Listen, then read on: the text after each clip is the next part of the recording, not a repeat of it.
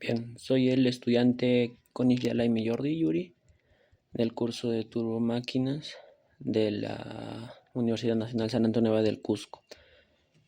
Voy a explicar un poco sobre las turbomáquinas, en este caso los ventiladores. ¿Qué son los ventiladores? Un ventilador es una bomba de gas que ya lo estudiamos anteriormente como bombas rotodinámicas, en este caso de líquido, pero para los ventiladores este fluido se va a cambiar a un cierto gas. Por tanto, un ventilador es una turbomáquina hidráulica generadora para gases. Su función es que convierte energía mecánica en energía cinética, eh, principalmente por la variación de presión. Y es por eso que en estas variaciones de presión debemos de tomar en cuenta que eh, hay un margen pequeño, podríamos decirlo, para clasificar a los ventiladores y a los turbocompresores o a los compresores como tal.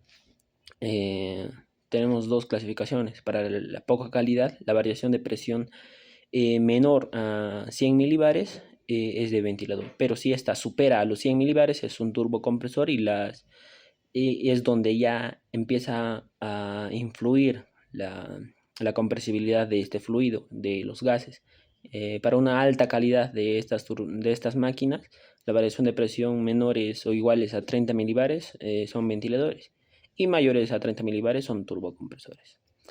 Algo para tomar en cuenta en este capítulo es que el cálculo y funcionamiento del ventilador del gas lo tomemos como un fluido incompresible, ya que en los ventiladores no influye de manera significativa, solo en ventiladores, la densidad del aire, es decir, la compresibilidad del aire.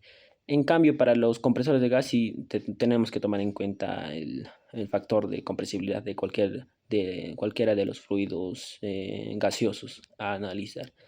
Una analogía para los ventiladores es que el ventilador es una máquina hidráulica y el compresor es una máquina térmica, ya que al variar la presión y la compresibilidad del gas, también influye la temperatura. La clasificación de los ventiladores según la presión total desarrollada, podemos clasificarla en ventiladores de baja presión, que es donde estamos hablando en un contexto de alta calidad, ¿no? La presión inferior a 10 milibares son ventiladores de baja presión. De media presión es entre 10 y 30 milibares. Alta presión de entre 30 hasta 100 milibares. Y cabe aclarar que luego de los 100 milibares, el efecto de la compresibilidad de estos gases ya es apreciable y es donde empezamos a trabajar con turbocompresores. Según la dirección del flujo, otra clasificación para los ventiladores, tenemos a los ventiladores radiales, axiales y semiaxiales. Para la radial, eh, algo que tenemos que tomar en cuenta antes de explicar es que ya que tomamos los ventiladores como máquinas turbo, como las bombas rotodinámicas, podemos hacer este cambio ya que no influye la compresibilidad en ventiladores. Es que a partir del triángulo de velocidades tanto de entrada y de salida, hay diferencias para estas tres clasificaciones, radial, axial y semiaxial. Para la radial, la velocidad en el punto o en cualquier punto del rodete no existe una componente axial, es decir, una componente axial con respecto al eje del rodete. Solamente tiene componentes tangenciales y radiales. ¿Cómo fluye el gas? El aire entra de forma axial, es decir, paralelo al eje, y sale con dirección radial, perpendicular al eje. Para estos casos genera alta presión, pero el caudal es mucho menor que ya comparándolo con la axial, pero logra superar resistencias, es decir, que puede absorber, por así decirlo, como las bombas rotodinámicas, a gases que tienen poca energía y las puede mover. Para las axiales, la velocidad en ningún punto, es decir, que no existe una componente radial y solo tiene componente axial y periférica. La periférica es la componente tangencial. Las velocidades axial y tangencial son principales, es decir, U sub 1 y U sub 2 son iguales. ya que el aire entra de forma paralela al eje, de forma axial, y sale con la misma dirección. Mm, ¿Y qué más? Tiene un gran caudal, ya que es prácticamente abierto, pero baja capacidad de presión. Por tanto, no vence grandes resistencias, es decir, que un aire tiene que estar fluyendo para que este pueda funcionar y no podría superar esta resistencia u oposición de movimiento. Son comunes en los techos, en los extractores de baños, es decir, que no son principalmente la acción de ventilar, sino de desechar aire, ¿no?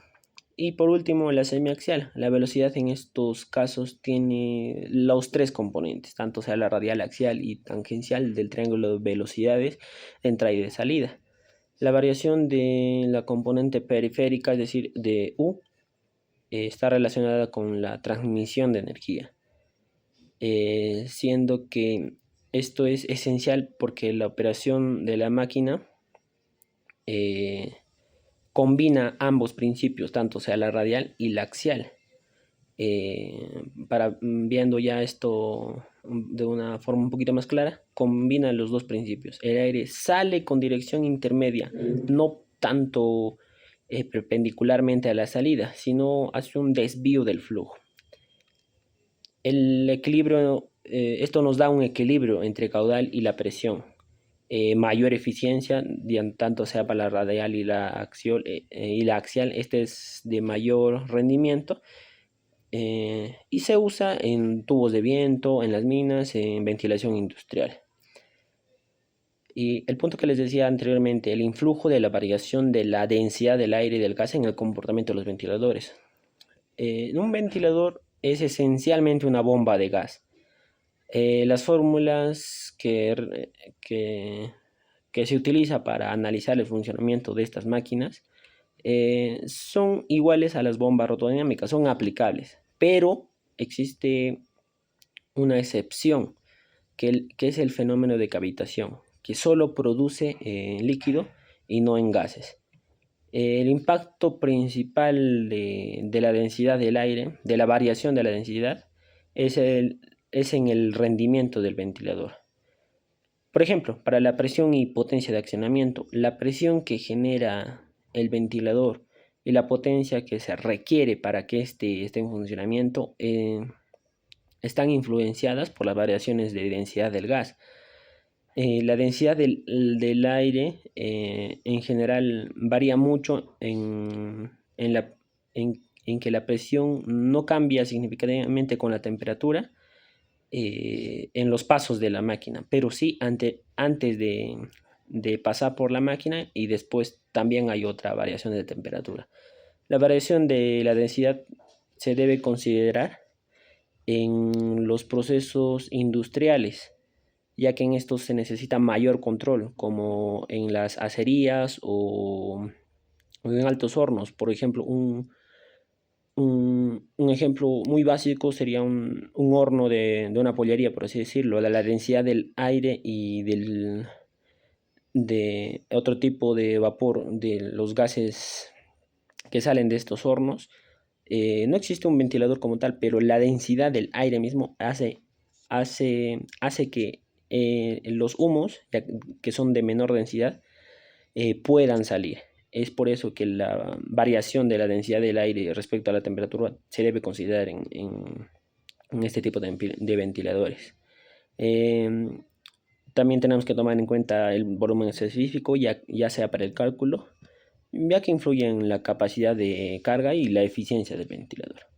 Y por último, las fórmulas. Todas las fórmulas de las bombas rotodinámicas, como máquinas hidráulicas, son aplicables a los ventiladores. Solo basta que tenemos que tomar en cuenta que para una altura H se debe de verificar que esta es igual a la presión sobre la densidad por la gravedad. Y tomar en cuenta que no deben superar los 100 milibares. Tenemos como fórmulas a analizar la presión periférica o presión de Euler o presión teórica. Se da con la fórmula de densidad por la ya sea por las componentes de las velocidades, tanto sea axial, radial y periféricas, todas estas divididas entre 2.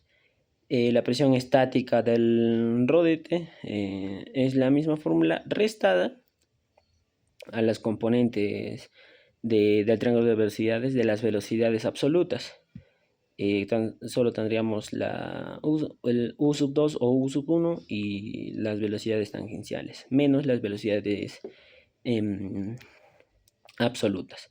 La presión dinámica del rodete o del ventilador, en este caso, solo influye en las velocidades absolutas del triángulo de velocidades de entrada y salida. El grado de reacción es la presión estática del rodete sobre la presión dinámica del rodete, lo cual nos da un cierto valor. La presión útil del ventilador, ya se calcula los ventiladores con las presiones de entrada y salida, la diferencia de estas, y la presión en las velocidades absolutas. El rendimiento podemos obtenerlo con la presión de entrada sobre la presión de salida, como se ve en las bombas rotodinámicas, la presión 1, es decir, la presión de entrada y la presión de salida. Y para la potencia de accionamiento, se calcula tal y como las bombas rotodinámicas, el caudal por la variación de presión o la presión útil sobre los 3 tipos de rendimiento, el volumétrico, el mecánico y el rendimiento en este caso ya no serían alturas, sino serían el grado de reacción. Es decir, puesto que estamos cambiando el líquido de agua a un fluido gaseoso. Bien, es así como he concluido. Muchas gracias.